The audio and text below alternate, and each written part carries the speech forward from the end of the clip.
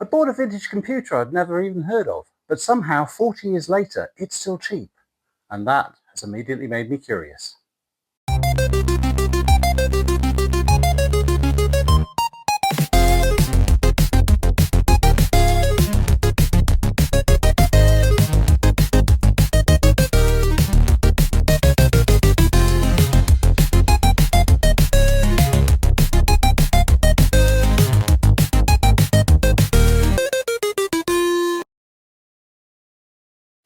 Before we get started, a quick heads up about Eries8bit.com. That's the home base for Erie's 8-Bit Workshop. Every time a new video goes live, you'll find it posted there along with links that I share in the YouTube description. Parts, tools, GitHub projects, schematics and support files. There's also a dedicated section covering the equipment that I use on my workbench, plus gear that I've reviewed on the channel, with links if you want to check out the same tools for yourself. Using those links is an easy way for you to support the channel if you choose to do so. I'll also be opening a small shop on the site for a few surplus items, things like spare PCBs, including the project PCBs for the TI-9922, as well as the occasional vintage machine that I've decided not to keep. I'll still be selling through eBay as well, but the website lets me offer more direct pricing when possible. So if you want updates, resources, or a single place to find everything to do with the channel, head over to Eries8bit.com. Welcome back to Erie's 8-Bit Workshop. Today we're looking at the TRS-80 MC-10, a machine I genuinely did not know existed until I bought it. I've never owned any TRS-80 before, so I'm learning right alongside you this time. Now, I bought this purely out of curiosity. Normally vintage computers from the US just aren't worth shipping to Australia. The shipping alone could cost several $100s, but this one landed on my doorstep for about $150, including shipping. Honestly, I suspect the seller took a loss from getting it here. That raised the obvious question: why is something this old, this rare, still so affordable? The TRS-80 machines weren't unknown in the UK while I was growing up, but they were never dominant. Over there, it was generally Sinclair, Acorn and Commodore, and as a result, I have zero hands-on experience with the TRS-80 line. I do own a Dragon 32, which is very close to a TRS-80 Coco, so that gives me a reference point, but beyond that, it's all new territory for me. So this is the first time I'm seeing it with no off-camera prep. You're seeing it the first time along with me. It's actually really small, smaller than I was expecting. It's about the size of a Spectrum. It's light. Let's get rid of the bag. It's a bit grubby. Needs a bit of a clean. There's something sticky on the front here. Hard plastic keys, very small, very closely packed together. Difficult to actually touch type with it. Not really a thing back in the day, I admit. But I'll tell you one thing it does remind me of, these hard plastic keys. It's actually the Auric 1. They're about the same colour, they've got the same background on the keys, and the same hard plastic keys. Very similar. They came out the same year as well, but that's purely coincidence.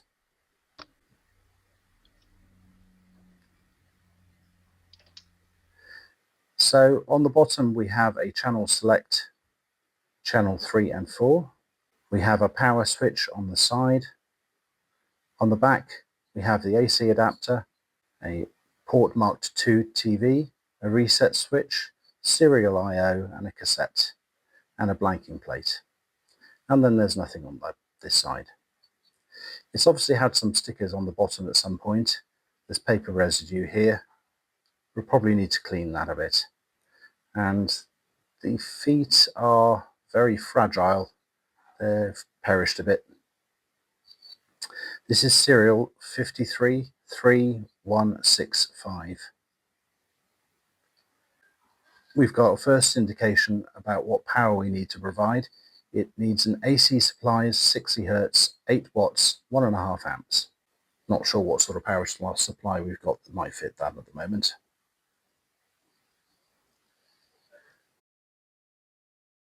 So, as I understand it, the MC-10 was released in 1983. It was Radio Shack's attempt at a rock-bottom entry home computer, and it sold for about $120, which was cheap, but only just. The TRS-80 Model 1, 2 and 3 business-oriented Z80 CPU. The TRS-80 Coco had better graphics and sound, and the MC-10 was cut down and cost reduced. The problem is that by 1983 the market kind of moved on. Okay, well, before powering anything up, I want to take a look inside at any capacitors. They're always a concern with computers this old.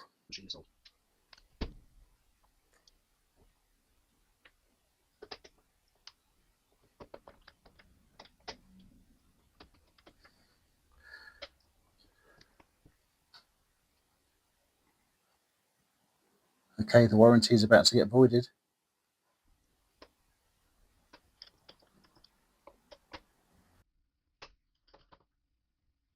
It does not seem to open very wide.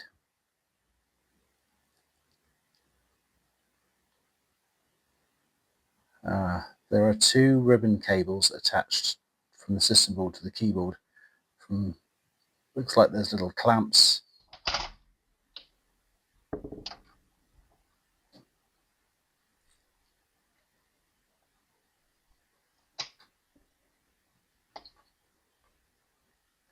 You can also see there's some gunge on the ribbon cable there.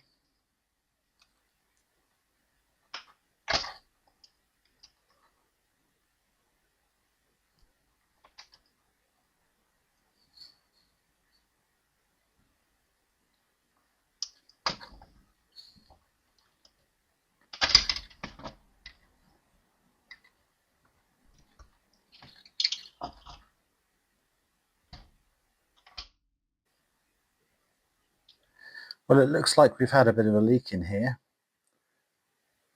Not quite sure what from.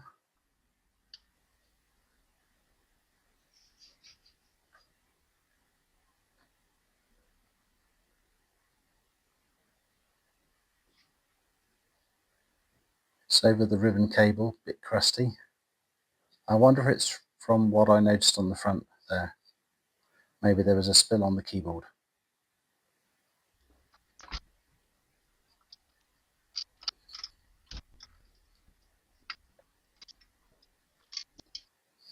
More of this gunk on the bottom of the case.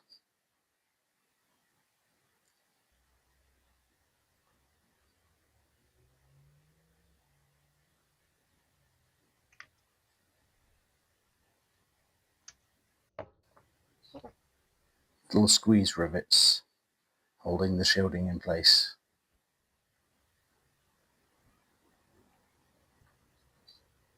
I'm going to need to desolder the top in order to take the shield off.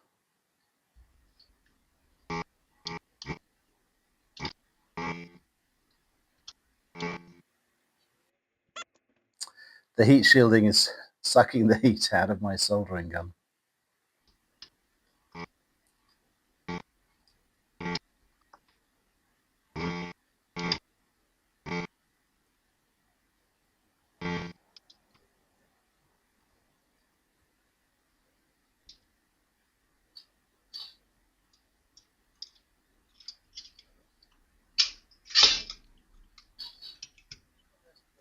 And there's the board off. Right, interesting. Well, we have some bodge wires here with a chip piggybacked. We'll investigate that shortly.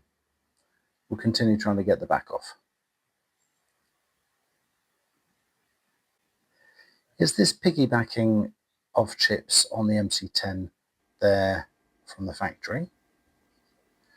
It's a 73LS32, so it's a logic chip. Don't know what's underneath it.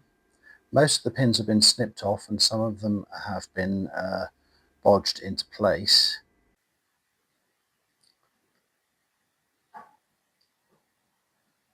We've got more mucky stuff here on the shield and on the back of the board. And another very large bodge wire on the back too.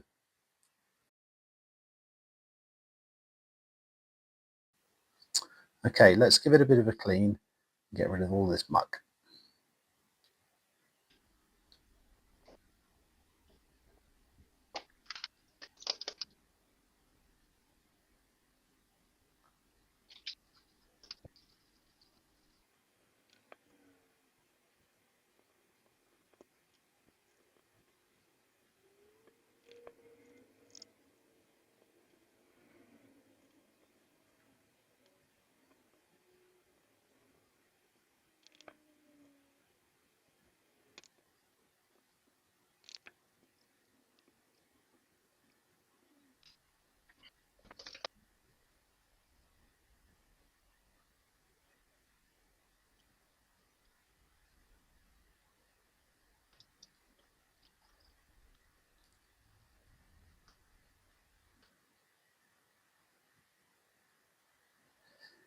Okay, let's try plugging it in, and we have a problem.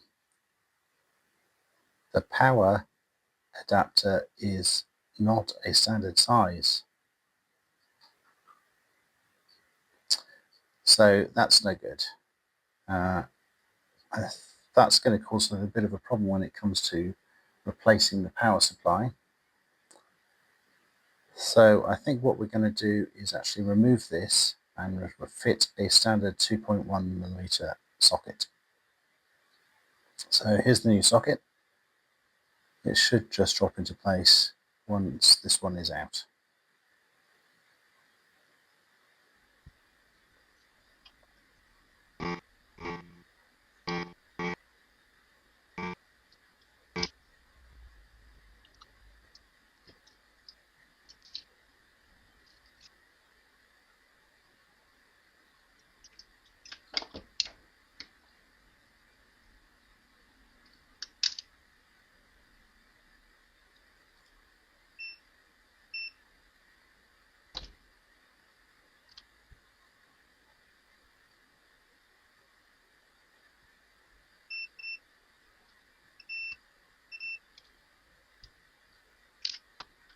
I don't have an 8 volts AC power supply, but that's okay. Instead, I'm going to use my bench power supply at about 9 volts DC.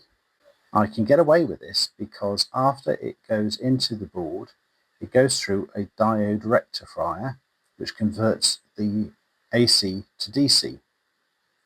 And then it goes through the 7805, which then changes it to 5 volts. Now we're going to lose a little bit of voltage across the diode bridge as a result of changing it to DC. So if I put in about 9 volts instead of 8 volts, we should be okay. Now looking at the schematic, there is one part of the computer that actually is going to rely on the supply being AC, and that's the serial port. So as long as we don't use the serial port, we'll be fine. And there we have it. With a little bit of jiggery pokery, we have an NTSC picture on our PAL television. Unfortunately, it coming from the RF can means that I can't capture it. And that's great. It seems all the keys appear to be working. We've managed to get the gummy stuff out, as well as cleaning off the circuit boards and the shielding. I've also washed the case in washing up liquid, got rid of all the gummy stuff in there. I've also dismantled and cleaned the keyboard and got rid of all the gummy stuff that was collected in there. Now, I've actually decided to load it via my laptop rather than a tape player. Now the MC-10 has only 4K of memory. The downside is that we're going to see very limited graphic ability, but the upside is it takes seconds to load programs off of tape rather than minutes. We'll start with Frogger. So as I mentioned, very limited graphics capability. This system has 4K of memory, only 3K is usable by the user, and it doesn't have a graphics mode because of this memory constraint, even though the very video chip can cope with one. So graphics are rudimentary, to say the least. Bit odd, I seem to have got to the other side and still lost. Oh well, okay, on to the next one. Let's try Space Invaders.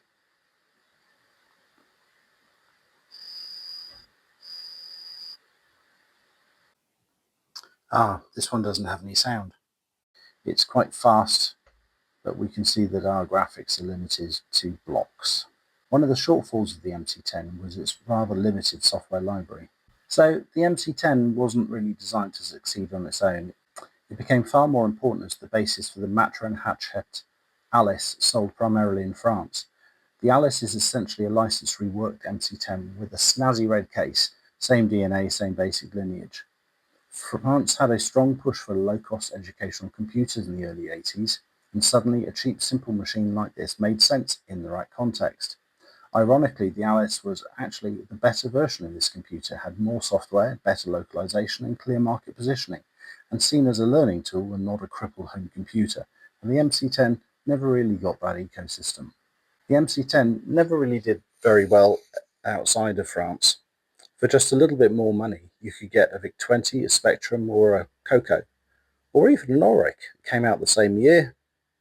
same cost consciousness, but substantially more capable machine. So the MC-10 failed because it was designed for a market that didn't exist by the time it was created. In France, it was rebadged as the Alice, and that made sense. Everywhere else, it landed in a gap between too limited and not cheap enough, and that's why it's fascinating today. So if you've enjoyed this look at the weirdest TRS-80 ever made, please give the video a like and consider subscribing. It really does help my channel. And if you've got any MC-10 tips, software suggestions or memories of the Alice, please do drop them in the comments. I'd love to hear them. Thank you so much for watching Erie's 8-Bit Workshop. Goodbye.